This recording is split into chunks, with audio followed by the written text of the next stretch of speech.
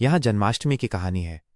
द्वापर युग में मथुरा में राजा उग्रसेन राज करते थे, लेकिन उनके क्रूर पुत्र कंस ने उन्हें सिंहासन से हटाकर खुद राजा बन गया।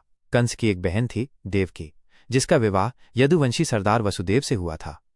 जब कंस अपनी बहन देवकी को उसकी ससुराल पहुंचाने जा रहा था, तभी एक आकाशवाणी हुई, हे कंस, जिस देवकी को तू इतने प्यार से ले जा रहा है, उसी का 8वां बालक तेरा वध करेगा। यह सुनकर कंस डर गया और उसने वसुदेव को मारने का प्रयास किया।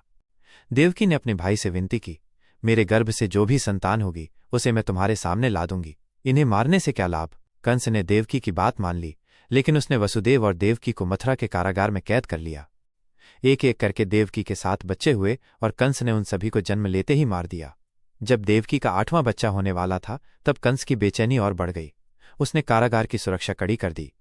भाद्रपद मास की कृष्ण पक्ष की अष्टमी तिथि की आधी रात को रोहिणी नक्षत्र में भगवान श्रीकृष्ण ने देवकी के 8वें पुत्र के रूप में जन्म लिया। जन्म के समय कारागार में अचानक से दिव्य प्रकाश फैल गया और भगवान विष्णु प्रकट हुए।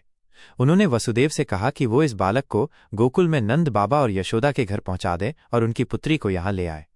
भगवान की माया से कारागार के सभी पहरेदार सो गए, दरवाजे खुल गए और वसुदेव बालक कृष्ण को एक टोकरी में रखकर यमुना पार करके गोकुल ले गए। यमुना में पानी का स्तर बढ़ रहा था, लेकिन शेषनाग ने अपने फन से बालक कृष्ण को बचाया। वसुदेव ने गोकुल में नंद और यशोदा के घर जाकर बालक को यशोदा की नवजात पुत्री से बदल दिया और वापस मथुरा लौट आए। कंस को जब पता चला कि देवकी के 8वें बच्चे का जन्म हुआ है, तो वो तुरंत कारागार पहुंचा। उसने उस नवजात कन्या को मारने की कोशिश की, लेकिन वो उसके हाथ से छूटकर आकाश में चली गई और देवी के रूप में प्रकट होकर बोली, अरे मूर्ख, तेरा वध करने वाला तो गोकुल में पहुंच चुका है। इस प्रकार भगवान श्रीकृष्ण का जन्म हुआ और उन्होंने अपने मामा कंस का वध करके धर्म की स्थापना की। यहाँ जन्माष्टमी की कहानी है। द्वापर युग में मथुरा में राजा उग्रसेन राज करते थे, लेकिन उनके क्रूर पुत्र कंस ने उन्हें सिंहासन से हटाकर खुद राजा बन गया।